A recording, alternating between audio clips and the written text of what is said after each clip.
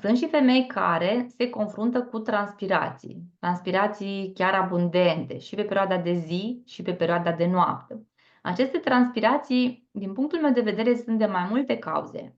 Sunt determinate și datorită bufeurilor, că de obicei sunt corelate cu bufeurile, dar sunt corelate și cu toxinele din organism. Dacă până la vârsta de 40 de ani nu s-au făcut suficiente cure de detoxifiere, apar transpirații, pentru că toxinele se elimină. Cred că cu multe dintre voi știți, da? Prin mai multe căi. Prin rinic, spre exemplu, da, prin ficat, prin piele. Dacă rinichii nu au fost detoxifiat, dacă ficatul nu a fost detoxifiat, dacă nu s-a făcut o detoxifiere generală a organismului, rămâne practic pielea, da, ca o ultimă speranță a organismului să-și elimine aceste toxine.